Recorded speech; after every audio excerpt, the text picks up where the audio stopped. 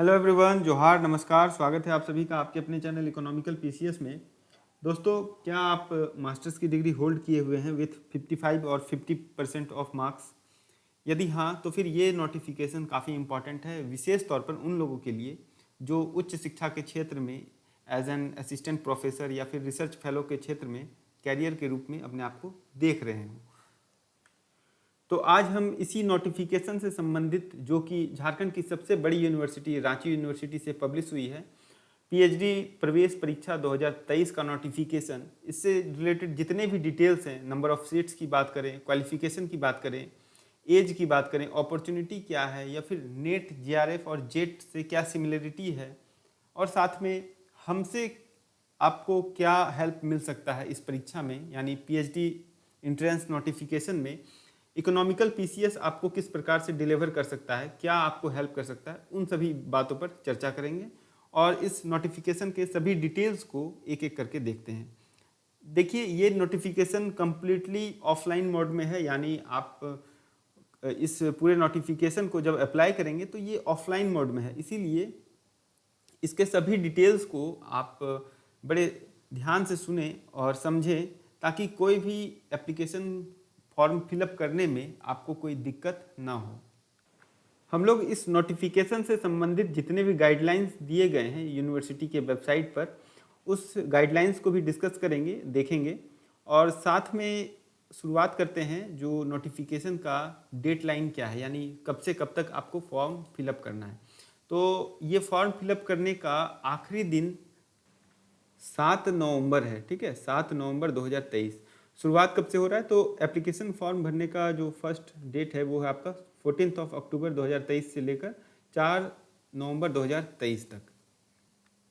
इसे आप ranchiuniversity.ac.in की वेबसाइट से आप इसके पीडीएफ को प्राप्त कर सकते हैं। साथ ही हमारे टेलीग्राम चैनल पर अगर आप ज्वाइन किए हुए हैं तो वहाँ पर भी आपको ये चीज़ें प्राप्त हो जाएंगी, मिल जाएंगी, ठीक है। फीस की बात करें तो 2500 रुपये जनरल कैटेगरी और ओबीसी कैटेगरी के लिए, और 2000 रुपये हैं एससी और एसटी कैटेगरी के लिए, ठीक है। इसके अतिरिक्त आपको 300 रुपये का एप्लीकेशन फ़ी भी देना है, जो कि इसी एग्ज़ामिनेशन फ़ी के साथ अटैच रहेगा। बात करते हैं नंबर ऑफ़ सीट्स की, यानी सीटों की संख्या पर। तो यहाँ पर आप देख सकते हैं 22 विषयों के लिए टोटल नंबर ऑफ़ सब्जेक्ट्स है आपका 22, और इन 22 सब्जेक्ट्स के लिए 633 पोस्ट क्रिएट किए गए हैं, यानी 633 पद हैं जो कि आपका पीएचडी इनरोलमेंट के लिए क्वालिफाई करेंगे। सबसे ज़्यादा सीटों की संख्या की बात करें तो सबसे ज़्यादा बोटनी के सब्जेक्ट में है 93, उसके बाद है आपका हिंदी में 69, हिस्ट्री में 58, इकोनॉमिक्स में 55, और इंग्लिश में 52, जियोग्राफी में 39, जियोलॉजी में 19, और इसी प्रकार से सभी विषयों में अच्छी खासी सीट्स हैं, है ना, यानी नंबर ऑफ जो वैकेंसी है ये काफ़ी अच्छा है। बात करें पॉलिटिकल साइंस में तो यहाँ पर देख रहे हैं 7, साइकोलॉजी में 21 है, संस्कृत में 14, सोशियोलॉजी 30, और इसी प्रकार से होम साइंस में 43। तो ये आप पूरा डिटेल्स जो है आप देख सकते हैं पीडीएफ में। एजुकेशन क्वालिफिकेशन के बाद बात करें सिलेबस की, तो सिलेबस क्या है, इस पूरे एग्जामिनेशन का पैटर्न क्या होगा, फॉर्मेट क्या होगा, तो इस पर बात करते हैं।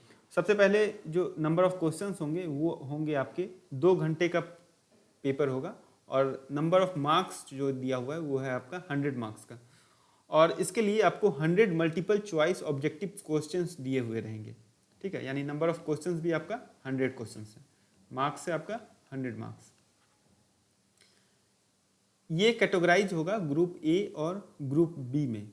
ग्रुप ए में आपका 20 क्वेश्चंस रहेगा और ग्रुप बी में 80 क्वेश्चंस रहेगा, ठीक है।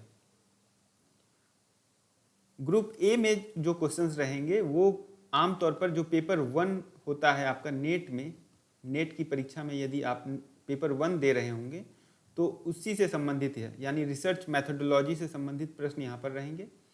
और ग्रुप बी में आपके रिस्पेक्टिव जो सब्जेक्ट्स होंगे, यानी जो भी कंपलसरी पेपर होगा आपके लिए, वो आपको यहाँ पर दिया हुआ रहेगा, ठीक है।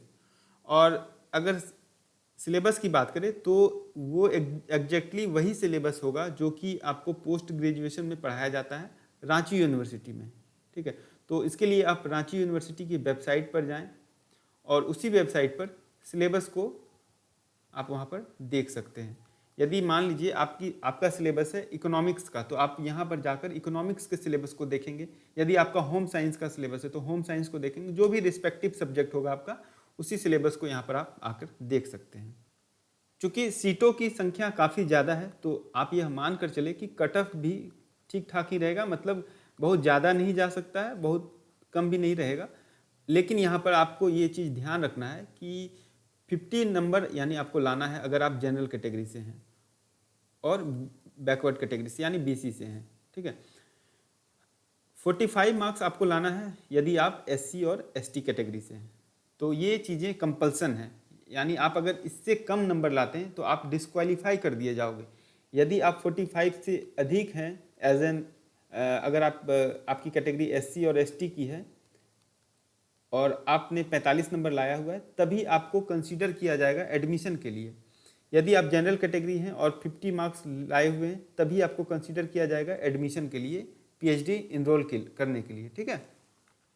एक चीज़ यहाँ पर आप ध्यान रखिएगा कि ऐसे कई सारे सब्जेक्ट्स हैं जो कि रिस्पेक्टिव सब्जेक्ट्स को डिनोट नहीं करते हैं। मान लीजिए कि यदि आपने एमबीए किया हुआ है या फिर कंपनी सेक्रेटरी का कोर्स किया हुआ है, चार्टर्ड अकाउंटेंट का कोर्स किया हुआ है या फिर कॉस्ट मैनेजमेंट से संबंधित कोर्स किया हुआ है, ठीक है। तो ऐसी स्थिति में आप कॉमर्स विषय से भी अप्लाई करने के लिए योग्य माने जाएंगे, ठीक है।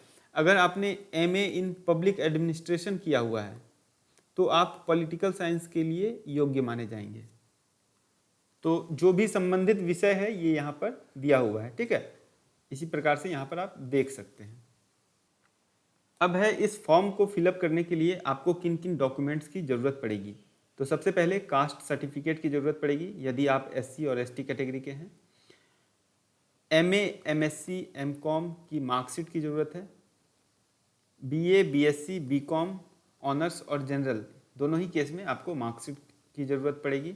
और एक मैट्रिकुलेशन सर्टिफिकेट जो कि डेट ऑफ बर्थ को सर्टिफाई करता है, इस वजह से ये मैट्रिकुलेशन का सर्टिफिकेट भी नेसेसरी डॉक्यूमेंट्स में आता है, ठीक है।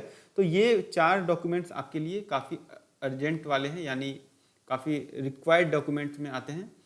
और इस डॉक्यूमेंट्स को आप अपने पास जो है सहेज के रखेंगे ताकि जो इनरोलमेंट के समय में आपको दिक्कत ना हो, ठीक है। इनरोलमेंट के समय में आपको कोई परेशानी ना हो। जैसे किन्हीं का मार्कशीट यदि आपने रिस्पेक्टिव यूनिवर्सिटी से अपनी मार्कशीट नहीं निकाली है तो निकाल के रख लें, है ना। तो ये चीज़ें ध्यान रखिएगा।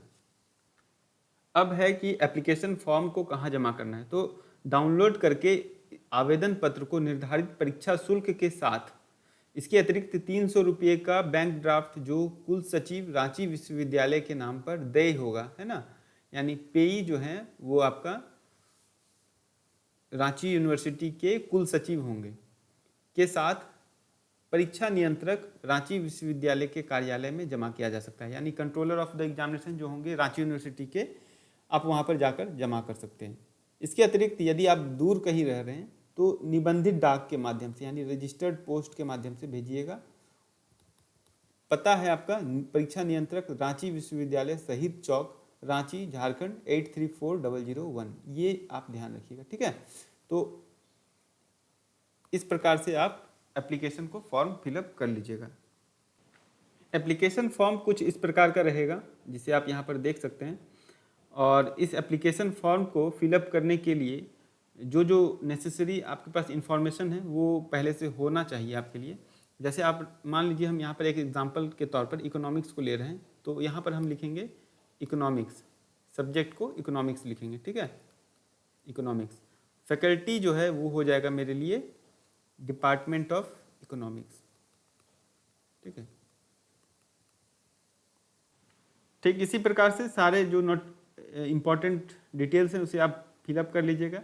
एग्ज़ाम का डेट है वो है आपका 24 दिसंबर, ठीक है। 24 दिसंबर को ये एग्ज़ाम होना है, 24 दिसंबर 2023। यहाँ बात करें कि इकोनॉमिकल पीसीएस से आपको क्या मदद मिल सकता है। तो इकोनॉमिकल पीसीएस से यदि आप इकोनॉमिक्स के स्टूडेंट हैं, ठीक है, इकोनॉमिक्स के स्टूडेंट हैं, तो फिर आपको डॉक्टर राजेश राणा जो हमारे इकोनॉमिक्स के फैकल्टी हैं, जो कि ऑलरेडी JRF और PhD पर किए हुए हैं, तो उनसे आपको काफ़ी हेल्प मिल सकता है। और पेपर 1 जो कि ग्रुप ए का है, ग्रुप ए का जो टॉपिक है, उन टॉपिक्स पर सभी सब्जेक्ट के लोगों को हेल्प किया जा सकता है यहाँ से, इस प्लेटफॉर्म से, ठीक है। तो इसके लिए आप क्या कीजिएगा, आप हमारे एप्लीकेशन को ज़रूर डाउनलोड कर लीजिएगा। इस एप्लीकेशन के माध्यम से ही जो भी हेल्प होगा वो हम आपको प्रोवाइड करा सकेंगे। और इसे या तो कुछ हद तक पेड सेशन रखा जाएगा, क्योंकि जो भी सीरियस कैंडिडेट होंगे उन्हीं को हम लोग अलाउ करेंगे, और जो नॉन सीरियस कैंडिडेट होंगे उनको हम लोग अलाउ नहीं करेंगे, क्योंकि पेड रखने से क्या होगा कि जो भी सीरियस कैंडिडेट होंगे वही आ सकेंगे इस पूरे सेशन में, ठीक है।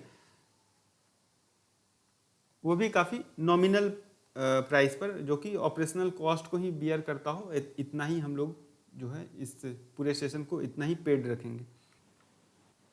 और हाँ, इस सेशन को लाइक, शेयर और सब्सक्राइब अवश्य करते जाएं।